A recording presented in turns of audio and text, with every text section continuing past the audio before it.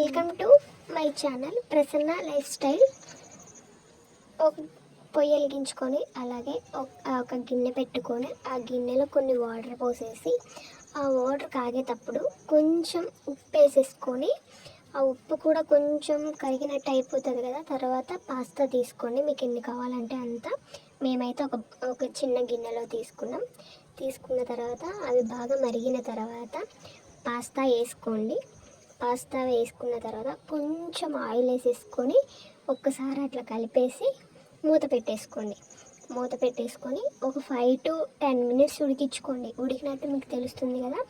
అలాగే మళ్ళీ తీసేసి కలుపుకున్న తర్వాత అది ఉడికిందా లేదా చూసుకున్న తర్వాత అలాగే ఒక చిల్లుల గిన్నె అంటారు కదా ఫ్రెండ్స్, అది తీసేసుకొని దాంట్లో వడకట్టుకున్న తర్వాత మళ్ళీ చల్ల వాటర్ తీసేసుకొని దాంట్లో పోసేసుకొని కొంచెం అలా ఇట్లా కిందకి పైకి అంటారు కదా ఫ్రెండ్స్, అలా అనేసేసి అన్న తర్వాత మళ్ళీ గ్యాస్ వెలిగించేసుకొని అలాగే ఒక బౌల్ పెట్టేసుకొని అలాగే కొంచెం వీటెక్కాక కొంచెం ఆయిల్ వేసేసుకొని ఆయిల్ కూడా వీటెక్కాక అలాగే కొన్ని చిన్నగా కట్ చేసుకున్న ఉల్లిపాయ ముక్కలు వేసేసుకున్నాం.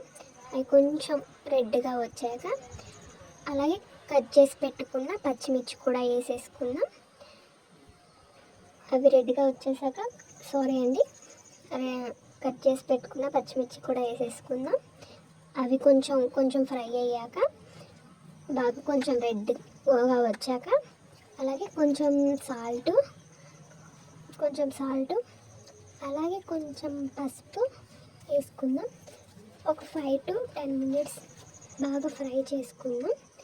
ఫ్రై చేసుకున్న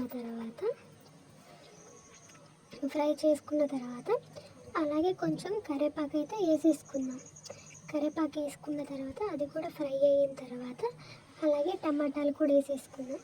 టమాటాలు కూడా మొత్తం ఒకసారి ఇలా కలుపుకున్న తర్వాత 2 minutes ఉంచిన తర్వాత 2 minutes వేగిన తర్వాత ఒక క్యారెట్ కట్ చేసుకొని చిన్న ముక్కలుగా అవి కూడా వేసేసుకొని ఒక 5 minutes లేదా ఒక 10 minutes బాగా ఫ్రై చేద్దాం. ఫ్రై చేసిన తర్వాత నేనైతే కొంచెం కారం కూడా వేసేసుకున్నాను. అలాగే కొంచెం కారం వేసిన తర్వాత అలాగే గరం మసాలా వేసేసుకున్నాను. గరం మసాలా వేసేసిన తర్వాత అలాగే కొంచెం ధనియాల పొడి కూడా వేసేసుకున్నాను.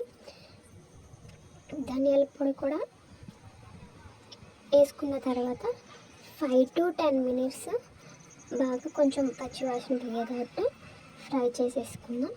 ఫ్రై చేసుకున్న తర్వాత అలాగే ఉడకపెట్టిన పాస్తా ఉంది కదా, ఆ పాస్తా దాంట్లో వేసేసుకొని మొత్తం నీట్గా కలుపుకున్న తర్వాత నీట్గా అలా చిన్న మంట మీద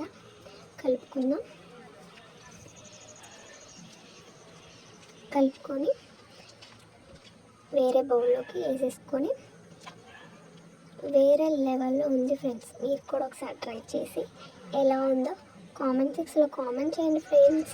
ఇంత కష్టపడి వీడియో తీస్తున్నాం కదా friends, like and share subscribe చేసుకోండి ఫ్రెండ్స్.